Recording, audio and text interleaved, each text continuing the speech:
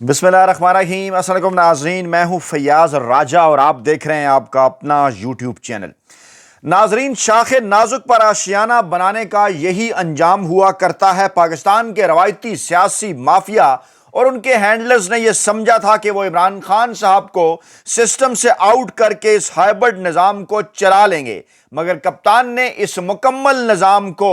پچھاڑ کر رکھ دیا، بلکہ پاکستان کی مسلح افواج اور پاکستان کی سیاست کے سپریم کمانڈر سمجھے جانے والی اہم ترین شخصیت کو بھی اپنے ٹرمپ کارڈ سے چاروں شانے چت کر دیا ہے۔ اگلے 24 گھنٹے میں پاکستان اور پاکستان کی ساتوں اکائیوں یعنی پنجاب، سندھ، خیبر پختونخوا، بلوچستان، اسلام آباد، گلگت بلتستان اور آزاد کشمیر کی مستقبل کی سیاست کے حوالے سے انتہائی اہم قرار دیے جا رہے ہیں، اور ملک کی اہم ترین اکائی میں عمران خان کو سسٹم سے آؤٹ کرنے یا مائنس کرنے کی تمام تر کوششیں مکمل طور پر ناکام ثابت ہونے جا رہی ہیں۔ 24 سے 48 گھنٹے میں آنے والا بہت بڑا استعفیٰ بلا شبہ روایتی سیاسی مافیا اور ان کے ہینڈلرز کی ناکامی کو ظاہر کر رہا ہے، ان کی ناکامی کا اعلان کر رہا ہے۔ صرف یہی نہیں بلکہ 33 دن بعد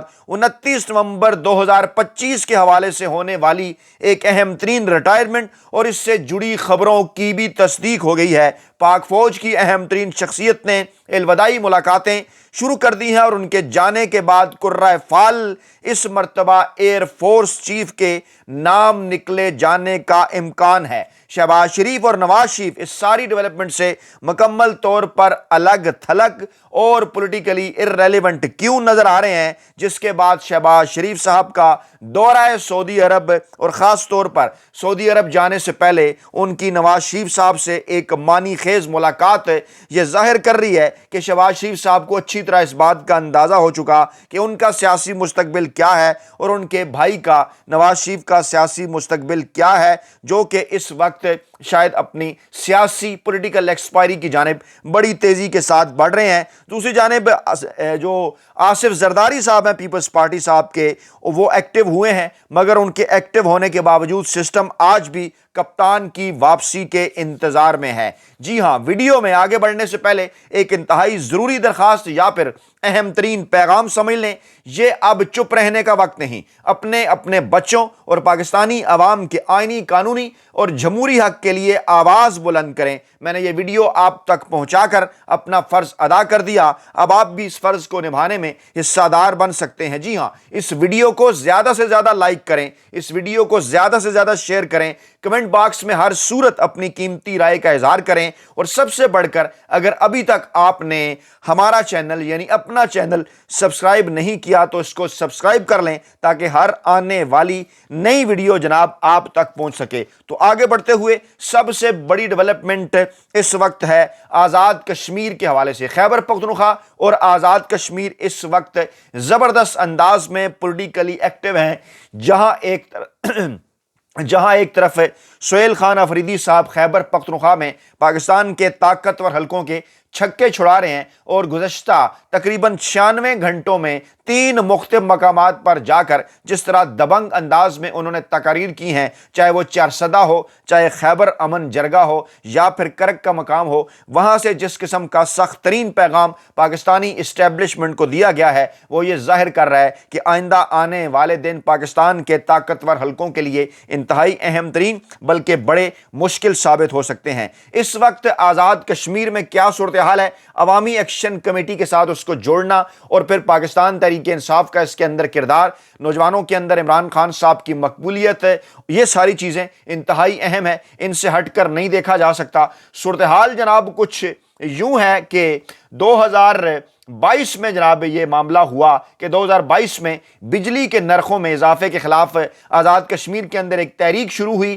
یہ پورے آزاد کشمیر میں پھیل گئی اور جناب اس کے نتیجے میں Jammu Kashmir joint action committee سامنے آئی۔ سیاسی جماعتوں سے بالا تر اس میں نوجوان سیاسی کارکنان تھے، جن میں بڑی تعداد پاکستان تحریک انصاف سے تعلق رکھنے والے ان نوجوانوں کی تھی جو شاید پہلے پاکستانی سیاست کے آزاد کشمیر کی سیاست کے اندر ایکٹیو نہیں ہوا کرتے تھے، لیکن اب وہ نظر آئے یہ تحریک پورے کشمیر میں پھیلی اور چودھری انوار الحق صاحب کی جو حکومت تھی اس نے طاقت کے ذریعے اس تحریک کو کچلنے کی کوشش کی، وہ ناکام رہے۔ چودھری انوار الحق صاحب کو کیسے اور کیوں کر لایا گیا اس کا بھی آپ کو اچھی طرح سے اندازہ ہے کہ اپریل 2022 میں جب عمران خان صاحب کی حکومت اسلام آباد میں گرائی گئی، وفاق میں گرائی گئی، تو دیگر جو اکائیاں ہیں وہاں پر بھی عمران خان صاحب اور پاکستان تحریک انصاف کی مقبولیت جعلی طریقے سے ختم کرنے کی کوشش کی گئی۔ اسی طرح سے گلگت بلتستان اور آزاد کشمیر پہنچا گیا، وہاں پر سردار قیوم نیازی صاحب کی حکومت گرائی گئی، اور اس کے بعد پھر وہاں پر سردار تنویر الیاس صاحب آتے ہیں سامنے، پھر انوار الحق صاحب ہیں وہ آتے ہیں سامنے۔ ان سب کے پیچھے کون تھا،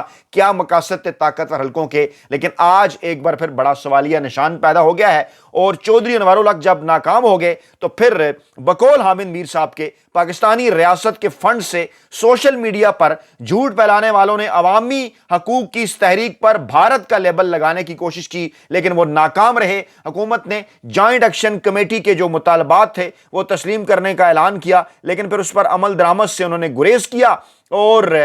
یہ تحریک 5 فروری 2024 کو دوبارہ بھڑک اٹھی۔ ایک دفعہ پھر مذاکرات کے ذریعے تحریک کو ٹھنڈا کیا گیا۔ مطالبات پورے نہ ہونے پر ابھی چند دن پہلے 2025 میں یہ تحریک دوبارہ زیادہ شدت سے ابھری۔ تیسری مرتبہ مذاکرات کے ذریعے اس کو بریک لگایا گیا۔ پاکستان کے ارباب اختیار کا خیال تھا کہ آزاد کشمیر کے نوجوانوں میں بڑھتی ہوئی بے چینی کو ختم کرنے کے لیے چودھری انوار الحق کو ہٹانا ضروری ہو چکا ہے، اور اس حقیقت میں کوئی شک نہیں کہ چودھری انوار الحق آزاد کشمیر کا انتہائی غیر مقبول وزیر اعظم ہے، لیکن وہ تو اس سسٹم کا ایک چہرہ ہے جو کئی دہائیوں سے آزاد کشمیر پر مسلط ہے۔ اب حامد میر صاحب نے بھی یہ تحریر لکھی، اس معاملے کو ذرا سمجھیے کہ یہ بیسیکلی معاملہ ہے کیا۔ اس وقت بھی انوار الحق صاحب جو ہیں وہ جناب مختلف صحافیوں سے گفتگو کر رہے ہیں اور کہہ رہے ہیں کہ اگر نمبر گیم میرے خلاف پوری ہے تو عدم اعتماد کیوں نہیں لائی جاتی۔ دوسری طرف جناب وہ یہ بات بھی اس قسم کا دعویٰ ذرائع کی جانب سے کیا جا رہا ہے کہ اگلے 24 سے 48 گھنٹوں میں ان کی جانب سے استعفیٰ سامنے آ سکتا ہے۔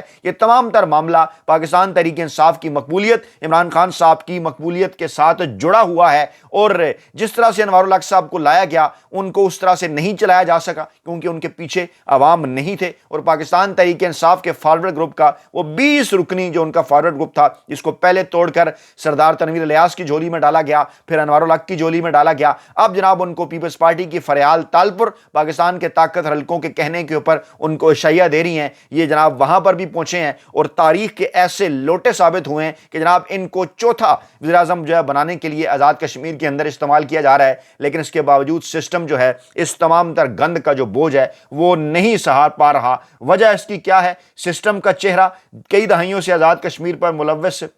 آزاد کشمیر پر مسلط، اس سسٹم کے خلاف کبھی پونچھ، کبھی میرپور، کبھی مظفر آباد میں بغاوت ہوتی رہی، اور آزاد کشمیر کو اسلام آباد سے ریموٹ کنٹرول کے ذریعے چلانے والا یہ سسٹم کشمیری نوجوانوں میں بے چینی کی اصل وجہ بنا ہے، اور کشمیریوں کا مسئلہ ہے کہ وہ خان آف منگ کی طرح بھارت کے ساتھ گٹھ جوڑ سے نفرت کرتے ہیں، لیکن یہ مجبوری ان کی کمزوری نہیں بن سکتی۔ وہ جب چاہیں سڑکوں پر آ کر انصاف حاصل کرنے کے لیے ریاستی ناانصافی سے ٹکرانے کی جرت رکھتے ہیں۔ انہیں ایک نئے وزیر اعظم کی نہیں، ایک نئے سسٹم کی ضرورت ہے۔ جی ہاں، جس طرف عمران خان صاحب نے بھی اشارہ کیا، پوری تحریک پاکستان کے اندر عمران خان صاحب کی انصاف دلانے کے حوالے سے تھی، وہ سسٹم جس کا وعدہ قائد اعظم نے کیا تھا، وہ سسٹم جو آزادی، انصاف اور جمہوریت کے اصولوں پر چلایا جائے۔ آزاد کشمیر کو لوٹا کریسی نہیں، ڈیموکریسی کی ضرورت ہے، اور یہ معاملہ صرف آزاد کشمیر کا نہیں ہے جناب حامد میر صاحب، یہ معاملہ اس وقت پورے ملک کا ہے، صرف آزاد کشمیر نہیں، بالکل آگے چل کر انہوں نے لکھا آزاد کشمیر نہیں بلکہ بلوچستان،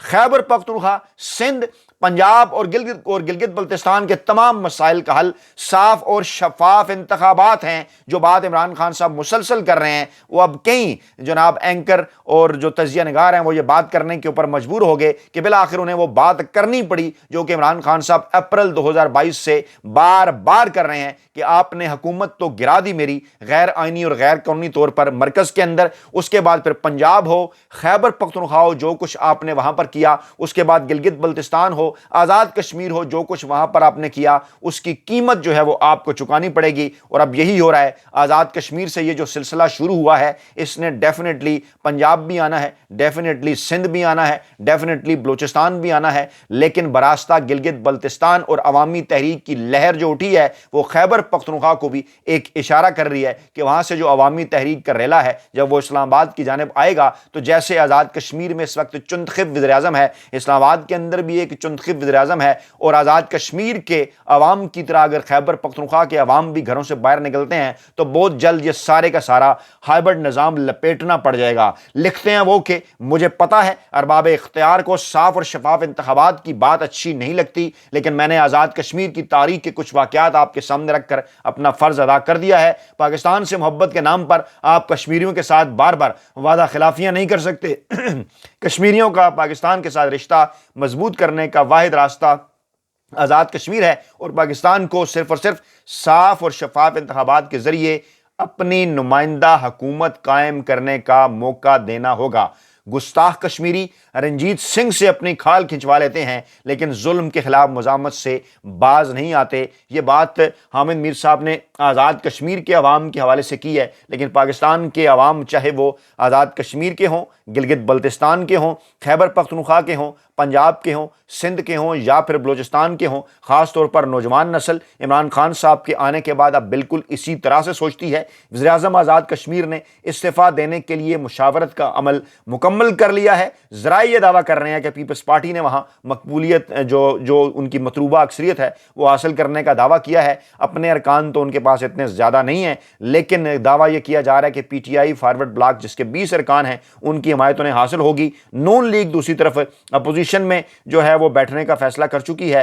اور کابینہ میں شامل وزراء جو ہیں اس وقت انوار الحق صاحب کے، وہ پیپلز پارٹی کے نیک قائد ایوان کو جو ہے وہ ووٹ دینے کا جو ہے وہ فیصلہ کر چکے ہیں۔ اس قسم کی خبریں ہیں، اور وزیر اعظم اگر استعفیٰ دیتے ہیں تو صدر اسمبلی کا اجلاس طلب کریں گے اور پھر 14 دن کے اندر اندر وہاں پر نیا وزیر اعظم جو ہے وہ آ جائے گا۔ اور کہا یہ جا رہا ہے کہ نیا وزیر اعظم آنے کے بعد بھی اس سسٹم کو نہیں بچایا جا سکے گا۔ مسلم لیگ نون کی جو کمیٹی ہے، مسلم لیگ نون کی بنائی کمیٹی، احسن اقبال، رانا ثناء اللہ اور امیر مقام، اسی طرح سے پیپلز پارٹی سے جو ہے آزاد کشمیر سے فیصل راٹھور اور چودھری یاسین، ان کو جناب سپریم کمانڈر صاحب آصف زرداری صاحب نے انہیں آج بلایا ہوا ہے۔ وہاں پر وہ پھر آج اپنے امیدوار کا اعلان کرنے جا رہے ہیں۔ چودھری یاسین صاحب کا نام ہے، لطیف اکبر صاحب کا نام ہے، فیصل راٹھور صاحب کا نام ہے، اور کہا یہ جا رہا ہے کہ پیپلز پارٹی اور آصف زرداری صاحب یہ سمجھتے ہیں کہ جناب کشمیر کے اندر وہ اس قسم کی تبدیلی لا کر اس کے بعد وہ جو دوسرے صوبوں کے اندر بھی یا دوسری اکائیوں کے اندر بھی اس قسم کا جو تجربہ ہے وہ کر سکتے ہیں۔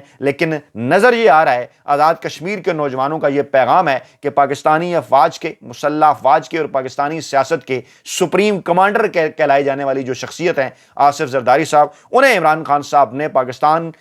سمیت جو ہے وہ آزاد کشمیر سمیت پاکستان کی جو تمام تر سیاست ہے اس سیاست سے مکمل طور پر فیلڈ کی سطح پر سائیڈ لائن کر دیا ہے۔ وہ آصف زرداری صاحب جو کہ مفاہمت کے بادشاہ کہلاتے ہیں، گرو کہلاتے ہیں، جن کے متعلق کہا جاتا ہے جناب کہ وہ بڑے انہونیاں قسم کی کر سکتے ہیں۔ عملی سیاست کے اندر یہ صورتحال ہے کہ گراؤنڈ کے اندر اس وقت آزاد کشمیر میں پیپلز پارٹی کسی جگہ موجود نہیں۔ نوجوانوں نے، پاکستان تحریک انصاف کے نوجوانوں نے، ایکشن کمیٹی کے نوجوانوں نے تمام تر روایتی سیاسی مافیا کو مکمل طور پر مسترد کر دیا ہے، اور ایسی صورتحال کے اندر وہ کہتے ہیں نا کہ چراغ ایک دفعہ بجھنے سے پہلے آخری لو جو اس کی ٹمٹماتی ہے، اسی قسم کی صورتحال اس وقت پیپلز پارٹی کے ساتھ ہے۔ شہباز شریف صاحب جناب سعودی ولی عہد کی خصوصی دعوت پر سعودی عرب روانہ ہو گئے ہیں۔ اس سے پہلے انہوں نے جناب نواز شریف صاحب سے ملاقات کی۔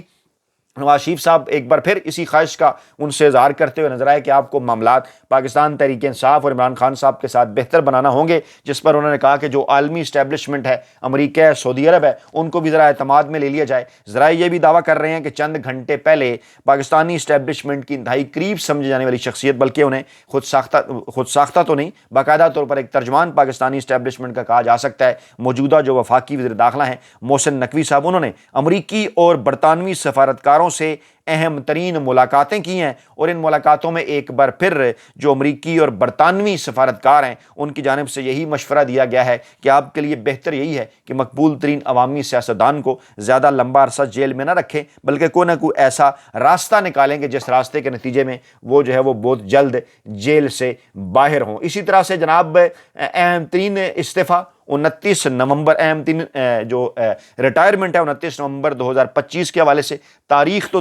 جو 3 سالہ مدت ہے وہ تو موجودہ آرمی چیف سے جو ہیں وہ جناب عاصم منیر، ان کی بھی 3 سالہ مدت ہے 29 نومبر 2025 تک، لیکن جو جوائنٹ چیف ہے سائر شمشاد مرزا صاحب، ان کی بھی جو ریٹائرمنٹ کی تاریخ ہے وہ جناب 29 نومبر 2025 ہے، اور ذرائع یہ دعویٰ کر رہے ہیں کہ سائر شمشاد مرزا صاحب جو ہیں وہ 29 نومبر 2025 کو جو ہیں وہ ریٹائر ہو رہے ہیں۔ اور ایک مسئلہ اس ہائبرڈ رجیم کو یہ درپیش تھا کہ جناب کیونکہ اگر آرمی چیف صاحب 29 نومبر 2025 سے آگے کنٹینیو کرتے ہیں 2027 تک، تو جوائنٹ چیف کو انہوں نے ڈیفینیٹلی سیلیوٹ کرنا ہوتا ہے، ان کی سینئر شخصیت ہونی چاہیے۔ تو ایسی صورتحال کے اندر اگر سائر شمشاد مرزا صاحب